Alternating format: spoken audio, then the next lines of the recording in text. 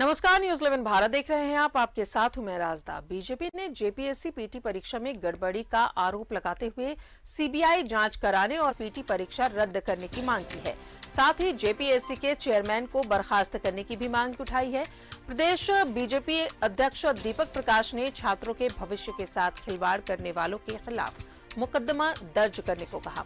उन्होंने जेपीएससी को लेकर कांग्रेस पर भी निशाना साधा और इसके अलावा दीपक प्रकाश ने संवैधानिक पदों के प्रमुखों के पद जो खाली पड़े रिक्त पद हैं उन्हें वो भी मामला उठाया। उन्होंने राज्य सरकार से संवैधानिक संस्थानों को कमजोर करने का आरोप लगाया और कहा कि राज्य में तत्काल महिला आयोग गठित किया जाए।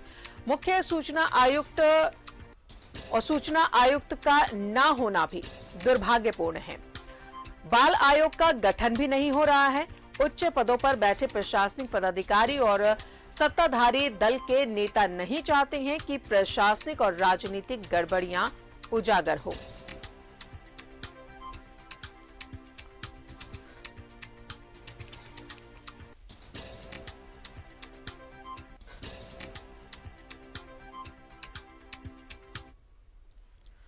बीजेपी प्रदेश अध्यक्ष दीपक प्रकाश ने रांची स्थित बीजेपी मुख्यालय में प्रेस कॉन्फ्रेंस कर जेपीएससी सिविल सेवा पीटी परीक्षा रद्द कर जेपीएससी पीटी रिजल्ट में गड़बड़ी की जांच सीबीआई से कराने की मांग की और इसके साथ ही सत्तारूढ़ कांग्रेस पर निशाना भी साधा और जयपुर में कांग्रेस की महंगाई रैली को नौटंकी करार दिया। साथ ही राज्य में कई आयोग और बोर्ड के खाली पद को लेकर सरकार पर निशाना साधा।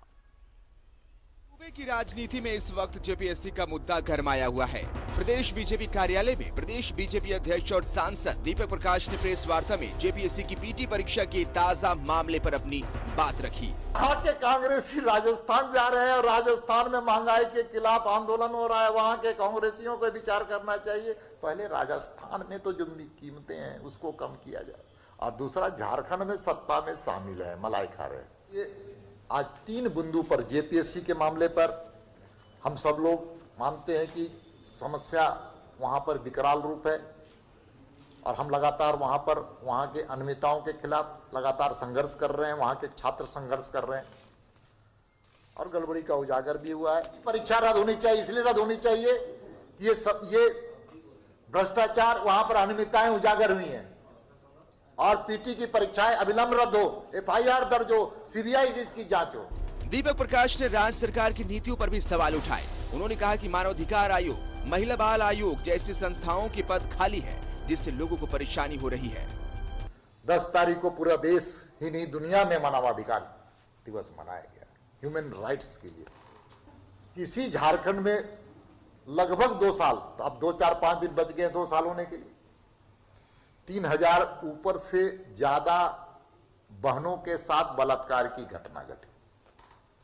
लेकिन राज्य की सरकार के पास चिंता नहीं है कि महिला आयोग भी गठित की जाए। महिलाएं अपनी बातों को महिला आयोग में निर्भीकता से रखने का काम करते हैं।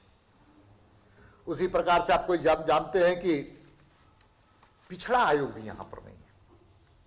ये सारे बातें मानवाधिकार के संदर्भ में मैं बात कर रहा हूं। उसी प्रकार से देखिए, मुख्य सूचना आयुक्त और सूचना आयुक्त का गठन नहीं होना इस राज्य के लिए दुर्भाग्यपूर्ण स्थिति है। यह भी मानवाधिकार से जुड़ा हुआ है कि जो प्रशासनिक व्यवस्था से और राजनीतिक व्यवस्था से जो गड़बड़ी हुई है वह समाज जाने और संबंधित व्यक्ति जाने।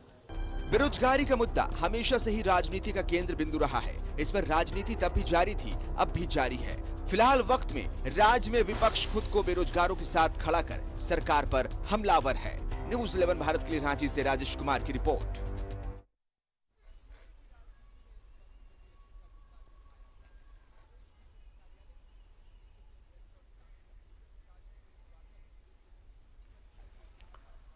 उधर राज्य सरकार अपने 2 साल के कार्यकाल पूरे होने पर अपनी उपलब्धियां जनता के सामने रखने की तैयारी में है। दूसरी तरफ बीजेपी सरकार का रिपोर्ट कार्ड तैयार कर रही है। बीजेपी प्रदेश अध्यक्ष दीपक प्रकाश से इस रिपोर्ट कार्ड को लेकर बातचीत की हमारे सहयोगी राजेश कुमार ने। झारखंड की हेमंत सरकार के 2 साल पूरे होने वाले हैं और प्रमुख विपक्षी दल बीजेपी भी कुछ करेगी और सरकार के कामकाज पर कुछ न कुछ रिपोर्ट लाने की योजना सुनने में आई है। हमारे साथ है प्रदेश अध्यक्ष दीपक प्रकाश, जो सांसद भी हैं, उनसे जानेंगे क्या इनको 2 साल ऐसे ही दे देंगे आप? देखिए, 2 साल हेमंत सोरेन जी की सरकार जन विरोधी सरकार, किसान विरोधी सरकार, महिला विरोधी सरकार, आदिवासी विरोधी सरकार, रोजगार विरोधी सरकार और साथ में विकास विरोधी सरकार। जनता की अभिव्यक्ति की बात मैं कह रहा हूं। जनता इस सरकार से परेशान है और मैं कह सकता हूं कि सरकार जन मुद्दे को ध्यान नहीं दे रही है, जिससे लगातार जनाक्रोश भी सरकार के खिलाफ बहुत तेजी से बढ़ रहा है। भारतीय जनता पार्टी एक विपक्षी दल की भूमिका अदा करते हुए हम आक्रामक और सकारात्मक राजनीति करने वाले लोग हैं। इसलिए जनता की अभिव्यक्ति की आवाज भारतीय जनता पार्टी बनेगी। 2 साल निरंकुश सरकार। पारा टीचर को विश्वास था, उनके संघों को बहुत विश्वास था, उनके पारा टीचर्स में काम करने वाले लोगों को विश्वास था कि हेमंत सोरेन की सरकार में न्याय मिलेगा। ये सब कोई जानते हैं कि आज पारा टीचर्स की नियुक्ति अटल बिहारी वाजपेयी जी के योजना के अनुकूल इनकी नियुक्ति हुई थी। सरकार के 2 साल पूरा होने पर एक रिपोर्ट कार्ड भी लाएगी और सरकार के कार्यों का मूल्यांकन करते हुए जनता के समक्ष रखेगी। कैमरामैन विशाल के साथ राजेश कुमार, न्यूज 11 भारत, रांची। और सीधा जुड़ेंगे सहयोगी अंजनी हमारे साथ मौजूद है। अंजनी, 29 दिसंबर को हेमंत सरकार के कार्यकाल को 2 साल पूरे हो रहे हैं। एक तरफ सरकार अपनी उपलब्धियों को गिनाने के लिए तमाम तैयारी कर रही है, वहीं दूसरी तरफ अगर बीजेपी की बात करें तो बीजेपी भी सरकार की एक रिपोर्ट कार्ड तैयार कर रही है ताकि इस दौरान सरकार ने क्या कुछ किया, क्या नहीं किया, वो रिपोर्ट तैयार करेगी। हाँ, देखिए, वर्तमान सरकार को लेकर के विपक्ष जो है मुख्य तौर से बीजेपी की बात करेंगे तो वो उनके तेवर बड़े तल्ख हो गए हैं और सरकार पर, सरकार की कार्यशैली पर और सरकार का जो रिपोर्ट कार्ड है वो भारतीय जनता पार्टी अब पूरी तरह से तैयार कर वो तमाम चीज़ों का खुलासा करेगी ताकि सरकार कहाँ कहाँ फेल्योर है जी। और सबसे बड़ा सवाल ये है कि जेपीएससी को लेकर भारतीय जनता पार्टी और के प्रदेश अध्यक्ष और वर्तमान में वो राज्यसभा के सांसद हैं दीपक प्रकाश, उन्होंने सीधे तौर से ये कहा है कि जेपीएससी की परीक्षा को पूरी तरह से रद्द किया जाए क्योंकि जेपीएससी ने अपनी पोल खुद खोली है क्योंकि 49 पास विद्यार्थियों को उन्होंने फिर से फेल किया है या लगातार आंदोलन हो रहे हैं। जो अभ्यर्थी हैं, जो असफल अभ्यर्थी हैं, उनका एक अलग मूवमेंट चल रहा है और कहीं ना कहीं जेपीएससी को लेकर तमाम विपक्ष के लोग जो हैं सरकार के खिलाफ और जेपीएससी के खिलाफ गोल बंद हो गए हैं। अब जहां दीपक प्रकाश ने ये मांग की है कि जो 7वीं, 8वीं, 9वीं और 10वीं जेपीएससी पीटी के जो परिणाम के साथ जिस तरह से जेपीएससी खिलवाड़ कर रहा है तो उसे रद्द करने की मांग की जा रही है। तो ये देखिए एक बड़ा गंभीर मामला है आर्थिक जेपीएससी की जो कार्यशैली है। देखिए झारखंड गठन को 21 वर्ष हुए हैं और यदि मुख्य तौर से आप देखेंगे तो पहला से लेकर 6वीं जेपीएससी तक भी कई विवाद हुए हैं। टीचर्स नियुक्ति को लेकर हम बात करेंगे तो उसके पहले भी विवाद हुआ है और अध्यक्ष हो और उसके जो मेंबर हैं वो लोग जेल की होटवार जेल की हवा खा चुके हैं। तो कहीं ना कहीं जेपीएससी के कार्यशैली पर हमेशा सवाल उठते रहा है और मामले कोर्ट में पहुंचते रहे हैं और जो भी परीक्षाएं होती हैं वो फिर लंबित हो जाती हैं, छात्रों का मूवमेंट होता है। देखिए, राज्यपाल ने भी जेपीएससी को पत्र लिखा है और तमाम तरह की जो इंफॉर्मेशंस है वो मांगी गई है। तो आप समझिए जो सरकारी अमला है, जो संवैधानिक पद पे बैठे हैं राज्यपाल, कहीं ना कहीं चीज़ों को समझ रहे हैं और यही वजह है कि भारतीय जनता पार्टी इस बार जो है जेपीएससी को लेकर कहीं ना कहीं पूरी तरह से जेपीएससी के खिलाफ है, सरकार के खिलाफ है, और विपक्ष को मौका मिलता है तो वर्तमान सरकार पे उंगलियां उठानी शुरू हो जाती है। लेकिन एक बड़ा सवाल ये भी है कि आप पूरे जेपीएससी पूरे 21 वर्षों का कार्यकाल आप देखेंगे तो तमाम राजनीतिक दल सत्ता में बैठे हैं और हर कोई जो है सत्ता का सुख जरूर भोगा है, लेकिन जेपीएससी को किसी ने भी सुधारने का प्रयास कभी नहीं किया। वो बीजेपी हो, आज एमएम हो, कांग्रेस हो और आजसू भी सत्ता में रही है, तो ये तमाम दल झारखंड में शासन कर चुके हैं और अभी वर्तमान में कांग्रेस, एमएम और आरजेडी की सरकार है। तो कहीं ना कहीं हमें ये लगता है कि जो छात्र लगातार कई वर्षों से परीक्षाओं के लिए तैयारियां करते हैं और कहीं ना कहीं एक भविष्य का एक सपना होता है कि हम एक गजेटेड ऑफिसर बनेंगे, हम एक टीचर बनेंगे, यूनिवर्सिटी के प्रोफेसर बनेंगे, तो हमें लगता है कि तमाम लोगों ने जेपीएससी को कभी भी सुधारने का प्रयास नहीं किया। आखिर आप देखेंगे यूपीएससी लोक सेवा आयोग जो दिल्ली में है उसकी कार्यशैली पे कभी सवाल खड़े नहीं होते हैं क्योंकि पूरी पारदर्शिता होती है।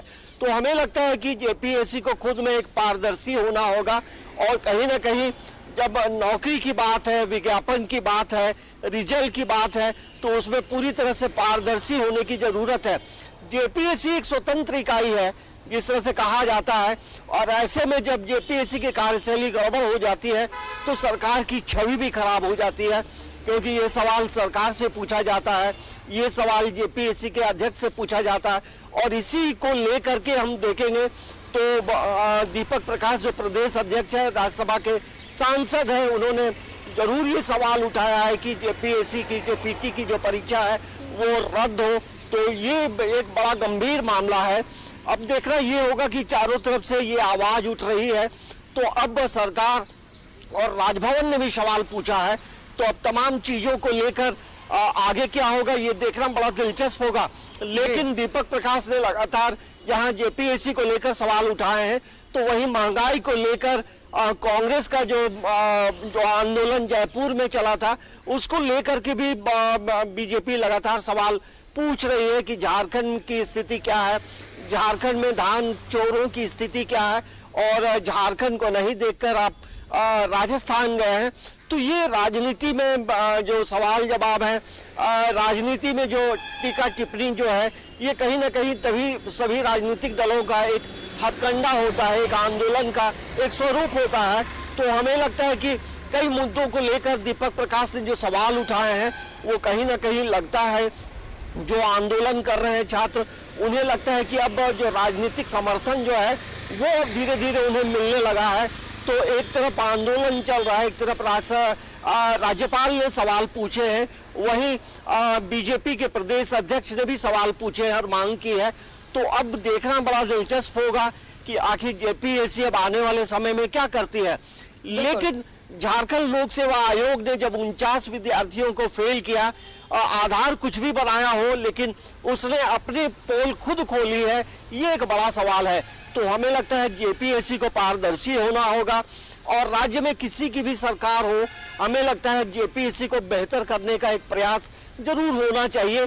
ये सवाल तमाम राजनीतिक दलों से जो लोग पूछते हैं, वो बीजेपी हो, जेएमएम हो, आरजेडी हो, कांग्रेस हो और अन्य जो दल है आजसू हो, क्योंकि देखिए जब सरकारें बनती हैं तो ये सवाल जरूर होता है कि रोजगार कब मिलेगा और परीक्षाएं नियमित समय पर कब होगी। तो ये सवाल तमाम लोग पूछ रहे हैं, जिसमें भारतीय जनता पार्टी के प्रदेश अध्यक्ष दीपक प्रकाश के भी कई तीखे सवाल हैं जो कहीं ना कहीं सत्ता पक्ष को उसका जवाब तो देना होगा। इसका जवाब जेपीएससी के अध्यक्ष को देना होगा, क्योंकि भले वो राजनीतिक दलों को नहीं दे, लेकिन राजभवन को इसका जवाब जरूर भेजना होगा। लेकिन बड़ा दिलचस्प मामला है, जहां राजनीतिक दल भी विरोध कर रहे हैं, छात्रों का विरोध हो रहा है, तो राजभवन ने भी सवाल पूछा है। और अब देखना होगा बीजेपी का आने वाले समय में इन तमाम मामलों को लेकर, जहां सरकार का रिपोर्ट कार्ड बना रही है और उसको लेकर आगे क्या आंदोलन करेगी, ये भी देखना बड़ा दिलचस्प होगा। बिल्कुल अंजनी, और कहीं ना कहीं एक जो लोगों की परेशानी है। जेपीएससी की अगर हम बात कर रहे हैं, लगातार जेपीएससी शुरू से ही विवादों में रहा है और अब तक विवाद खत्म होने का नाम नहीं ले रहा है। राज्य सरकार ने भी कई मौके दिए हैं विपक्ष को बोलने के लिए, चाहे हम पारा टीचर्स के मामलों की बात कर ले, चाहे हम खाली पड़े पदों की बात कर ले, अभी तक उनमें भरे नहीं गए हैं। कई ऐसे विभाग हैं, कई ऐसे आयोग है जहां पर अभी कोई भी पद नहीं भरा हुआ है, तो वहां पर काम कैसे चल रहे हैं। जेपीएससी का मामला है ही, तो ये तमाम ऐसी कमजोर कड़ी है राज्य सरकार की जिस पर जाहिर तौर पर विपक्ष जो है अपना आवाज बुलंद कर रही है। देखिए राजदा, जो सवाल आपने पूछा है बड़ा वाजिब सवाल है। राज्य में पूरा आयोग का पद खाली है। राज्य में 4 विश्वविद्यालयों में कुलपति का जो पद है पिछले 4 महीनों से खाली है। तो और इसके अलावा यदि आप देखेंगे तो विश्वविद्यालय में सीनेट और सिंडिकेट के जो मेंबर्स होते हैं उनके तमाम पद रिक्त हैं।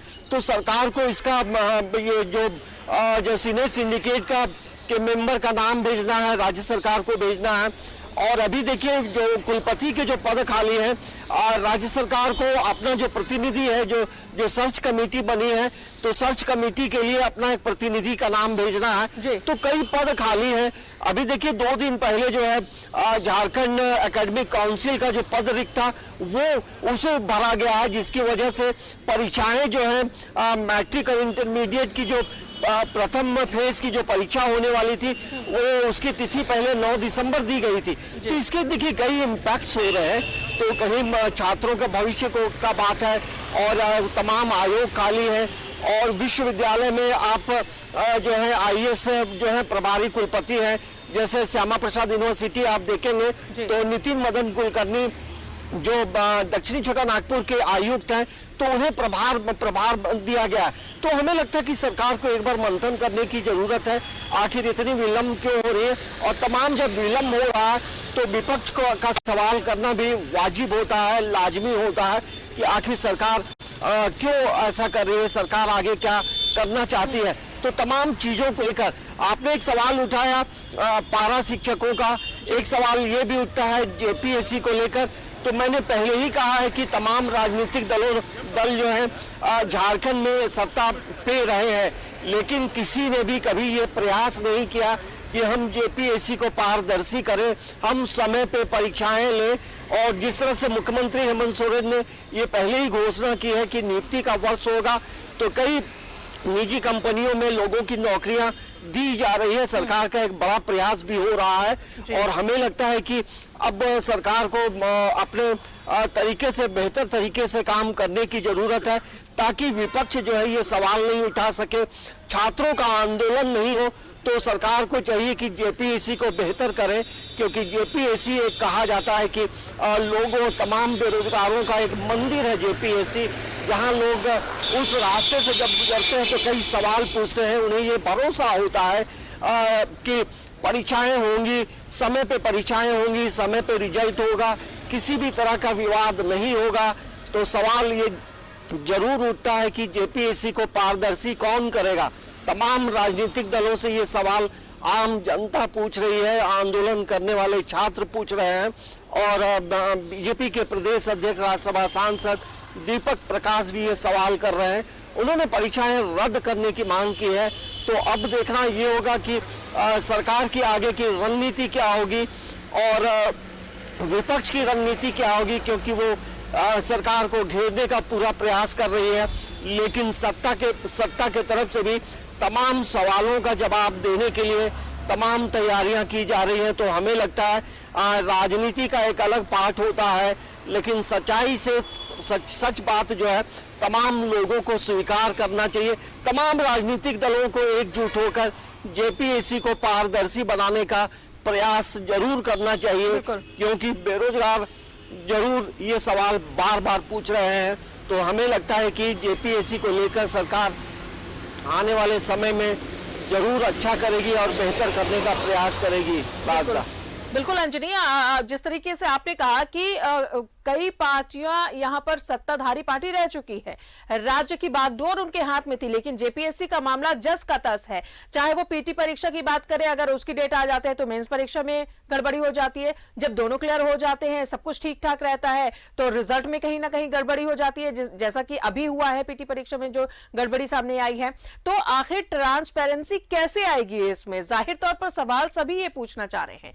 तो कहीं ना कहीं कोई पहल तो होनी चाहिए। जब तक जो अभ्यर्थी है वो तैयारी करते हैं और जब तक उनकी नियुक्ति का मौका आने का होता है, तब तक उनका एज लिमिट क्रॉस हो सकता है। तो कब तक ये इसी तरीके से सरकार से या फिर जेपीएससी के मारे जो है जो छले जाएंगे, वो आखिर क्या करेंगे? जाहिर तौर पर उनके बारे में सोचना बेहद जरूरी है। जिस तरीके से आपने ये भी कहा कि ट्रांसपेरेंसी, पारदर्शिता बेहद जरूरी है, तो वो आखिर लाएगा कौन? देखिए, जो पारदर्शिता की बात जो हो रही है, मैंने पहले ही कहा है कि आप देखेंगे लोक सेवा आयोग पे कभी सवाल नहीं उठते हैं। तो हमें लगता है कि जो तमाम लोग जो लोकसभा मतलब जेपीएससी के जो मेंबर्स हैं, जेपीएससी के जो अध्यक्ष हैं और जेपीएससी में काम करने वाले जो कर्मचारी हैं, उनके कार्यशैली पे भी लगातार सवाल उठते रहे हैं राजदा। तो हमें लगता है कि तमाम लोगों को जो है एक मिल बैठकर एक एक्सरसाइज करने की जरूरत है। आखिर पारदर्शी क्यों नहीं हो रहा, इसके लिए तमाम लोगों को एक इच्छा शक्ति की जरूरत है, क्योंकि राज्य की प्रतिष्ठा का सवाल होता है। इससे जेपीएससी से सरकार की छवि पे सवाल उठती है। तो हमें लगता है कि तमाम राजनीतिक दलों को जरूर इस पे मंथन करने की जरूरत है, क्योंकि ये कोई छोटा मोटा मामला नहीं है। आप देखेंगे शुरुआती दौर से जेपीएससी पे कई सवाल उठते रहे हैं और लोगों ने नौकरियों को पहले बेचा है। जब भारतीय जनता पार्टी की सरकार रही थी, उसमें जो अध्यक्ष रहे थे दिलीप प्रसाद, वो होटवार जेल की हवा खाए थे और तमाम जो उस समय के मेंबर्स थे, पैसे लेकर लोगों ने नौकरियों को बेचा था। तो हमें लगता है कि वर्तमान हेमंत सरकार को इस मामले में एकदम कड़े निर्णय लेने की जरूरत है, क्योंकि सरकार की छवि पे सवाल उठने लगे हैं। तो हमें लगता है कि पारदर्शिता लाने के लिए तमाम लोगों को एकजुट होना होगा और तभी जो है सरकार काम करेगी, तो उसका फायदा तो विद्यार्थियों को मिलेगा। सवाल उठाना विपक्ष का काम है, राजनीति करना विपक्ष का काम जरूर है। कुछ गड़बड़ियां होंगी, छात्रों का आंदोलन भी जरूर होगा, लेकिन हमें ऐसा प्रयास करना चाहिए कि जेपीएससी से यदि कोई परीक्षा का विज्ञापन निकलता है तो एक तय समय सीमा पे होनी चाहिए। उसके लिए जेपीएससी में काम करने वाले तमाम लोगों की एक पॉजिटिव इच्छा शक्ति होनी चाहिए राजदा, क्योंकि 21 वर्ष हो गए हैं। 21 वर्ष में आप देखिए जेपीएससी कितनी बार हुआ है और कितने बार लोग कोर्ट गए हैं और कितने लोग जेल भी गए हैं। तो हमें लगता है कि सत्ता पक्ष और विपक्ष तमाम लोगों को इस पे एक बेहतर प्लान करके एक निर्णय लेना चाहिए कि पारदर्शी हम कैसे बनाएं, क्योंकि एक से एक बढ़कर लोग यहाँ अध्यक्ष हुए हैं और वर्तमान जो अध्यक्ष अमिताभ चौधरी हैं एक अनुभवी व्यक्ति हैं और वो उनका पूर्व का अनुभव रहा है, एक आईपीएस अधिकारी रहे हैं। तो हमें लगता है कि कहीं ना कहीं चीजों को सुधारने का एक प्रयास भी उनके माध्यम से किया जा रहा है। देखिए, कभी कभी होता यह है कि जो आला अधिकारी हैं, जो अध्यक्ष हैं या मेंबर्स हैं, तमाम लोग बेहतर तरीके से काम करना चाहते हैं, लेकिन कहीं ना कहीं जब परीक्षाएं होती है, ली जाती है, तो कई सेंटर में जो सेंटर अध्यक्ष है उनके मार्फत गड़बड़ियां होती है और सवाल जेपीएससी पे भी उठता है और सवाल सरकार पे भी उड़ आता है। तो अब देखिए, जो बीजेपी प्रदेश अध्यक्ष दीपक प्रकाश ने जो सवाल उठाए हैं, तो अब देखना ये होगा कि अब इसके इम्पैक्ट्स क्या होते हैं। इससे पहले भी भारतीय जनता पार्टी का प्रतिनिधि मंडल जो है राज्यपाल रमेश बैस से मुलाकात कर तमाम चीजों को से राज्यपाल को अवगत कराया गया था कि ये गड़बड़ियां हैं। लेकिन जो खबरें हैं, राज्य राजभवन ने भी जेपीएससी से कई सवाल पूछे हैं, तो उसका जवाब देना होगा। लेकिन तमाम लोगों के सहयोग से, तमाम लोगों की पॉजिटिव इच्छा शक्ति से जेपीएससी को पॉजिटिव बनाया जा सकता है, जेपीएससी को पारदर्शी जरूर बनाया जा सकता है, क्योंकि तमाम लोगों की निगाहें जो है जेपीएससी पे टिकी होती है, क्योंकि कई तरह के जो वैकेंसी है वो जेपीएससी के माध्यम से होती है। तो हमें लगता है कि एक बार ये जरूर सोचना चाहिए कि हम जेपीएससी को कैसे पारदर्शी करेंगे, लेकिन एक पॉजिटिव दृढ़ इच्छा शक्ति से हम तमाम चीज़ों को सॉर्ट आउट कर सकते हैं। ये हमें ऐसा लगता है, लोग ऐसा बोलते भी हैं। बिल्कुल अंजलि, बिल्कुल। और सरकार को सच्चाई से रूबरू कराने के लिए विपक्ष का मजबूत होना भी जरूरी है। अब देखना यह होगा कि विपक्ष के इन तीखे सवालों का सरकार क्या जवाब देती है। बहुत बहुत शुक्रिया आपका अंजलि, तमाम जानकारियों के लिए। तो 29 दिसंबर को सरकार के कार्यकाल को पूरे 2 साल हो जाएंगे। एक तरफ सरकार अपने उपलब्धियां गिनाने का काम करेगी, तो वहीं दूसरी तरफ विपक्ष भी एक रिपोर्ट कार्ड तैयार कर रही है कि कहां कहां पर सरकार नाकाम रही है। देखना दिलचस्प होगा कि सरकार की तरफ से क्या जवाब मिलते हैं। बुलेटिन में फिलहाल इतना ही। नमस्कार।